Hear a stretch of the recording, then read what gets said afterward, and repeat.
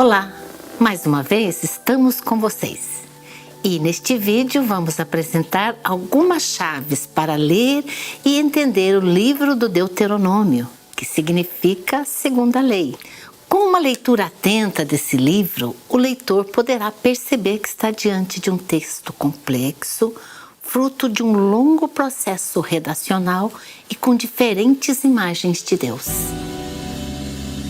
Ele, Javé, faz justiça ao órfão e à viúva e ama o migrante estrangeiro, dando-lhe pão e roupa. Portanto, amem o estrangeiro, porque vocês foram migrantes na terra do Egito. Javé, o nosso Deus, o entregou diante de nós, e nós o derrotamos, como também a seus filhos e a todo o seu povo. Nessa ocasião, capturamos todas as suas cidades e consagramos cada uma delas ao extermínio. De homens, mulheres e crianças, não deixamos nenhum sobrevivente, estrangeiros. As contradições presentes, as variações de estilo, as repetições, os diferentes cenários, a presença de unidades independentes, as várias frases introdutórias indicam que o livro do Deuteronômio se formou aos poucos. O processo de redação desse livro durou quase 4 séculos. Na parte mais antiga do livro, contida em Deuteronômio 12 a 26, encontramos a memória do Êxodo, que preserva a imagem de uma divindade sensível ao sofrimento do povo e leis sociais em favor dos pobres. Essas tradições, que remontam ao período pré-estatal de Israel, entre 1200 e 1000 a.C., foram retomadas e reescritas no tempo da monarquia no Reino de Israel Norte, em meados do século 8 a.C. Provavelmente pressionado pelo movimento profético popular. Os profetas denunciaram a exploração e a dominação do Estado que impôs a lei da centralização a serviço do poder e do lucro. Com a destruição de Israel Norte em 722 a.C., muitos israelitas fugiram para Judá, no sul, levando consigo suas tradições. Entre elas, o material que serviu de base para a reforma do rei Ezequias, que editou Deuteronômio 12 a 26. Depois, o mesmo texto foi, ao longo da história, revisto, ampliado, dando origem ao atual livro do Deuteronômio 1 a 34.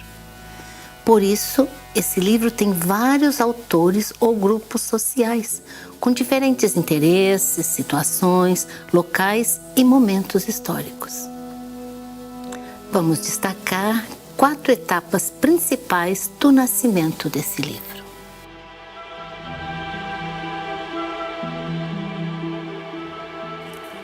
A primeira etapa é a reforma de Ezequias. As guerras causadas pelo avanço do Império Assírio e a queda da capital de Israel Norte, Samaria, provocaram a fuga de um grande número de refugiados para Judá, obrigando o rei Ezequias a decretar leis sociais para amenizar a crise pela chegada dos refugiados estrangeiros, órfãos e viúvas. Ao mesmo tempo, com a destruição do seu rival Israel Norte, Judá se tornou um estado forte e assumiu uma política expansionista. O culto a Javé foi centralizado no Templo de Jerusalém como religião oficial, a serviço da centralização do poder e da riqueza. Para promover essa política, os escribas do rei, chamados de deuteronomistas, escreveram Deuteronômio de 12 a 26, chamado Livro da Lei.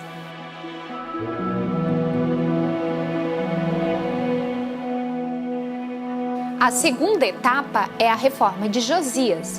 Aproveitando a crise da Assíria enfraquecida por causa da guerra contra a Babilônia, o rei Josias, quase 100 anos depois, retomou e executou a reforma iniciada por Ezequias. Ele empreendeu uma política expansionista e militar, realizou a centralização de Javé oficial do Estado e empreendeu uma perseguição violenta contra as outras divindades e até mesmo os deuses domésticos. Nessa realidade, os escribas do rei revisaram, ampliaram, sobretudo, a lei da centralização e reeditaram Deuteronômio 12, 26, transformando em Deuteronômio 4, 44, 28, 68, chamado de Livro da Aliança, segundo Reis 23, 2.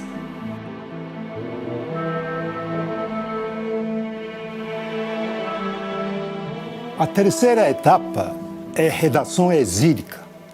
Em 587, o rei Sedecias se levantou contra a Babilônia, provocando o desastre nacional de Judá, a invasão da Babilônia, a destruição de Jerusalém, deportação, morte, fome e abandono.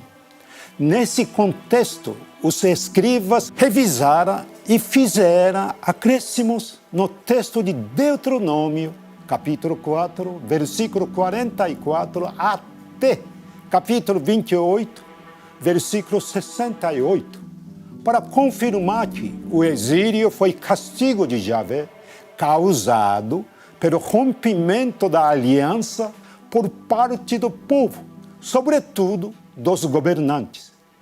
Os escribas levitas tentaram animar e orientar o povo para voltar à lei de Javé.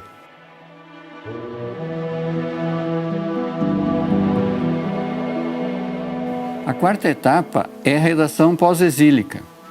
Com Neemias e Esdras, o Império Persa reconstruiu Judá e Jerusalém como uma teocracia, um centro de poder sociopolítico fortificado e dirigido pelos sacerdotes para controlar o Egito. A teocracia, por um lado, vai estabelecer Javé como o único Deus do universo. Isso a gente pode ver em Deuteronômio 4, 35, também Deuteronômio 26, 12 a 15. E, além disso, a teocracia também vai proibir qualquer tipo de imagem ou representação cultica. E também se vê Deuteronômio 4, de 9 a 20. Por outro lado, apresenta Israel como povo eleito, povo santo, submetido à lei do puro e do impuro, fortalecendo o Templo de Jerusalém como centro arrecadador das oferendas pela purificação e também de todas as ofertas e todos os sacrifícios, conforme Deuteronômio 7, 1 a 5, Esdras 9 e outras citações. Na redação final, o livro do Deuteronômio, com os capítulos de 1 a 34, é um apelo à conversão e à unidade do povo eleito na obediência à lei.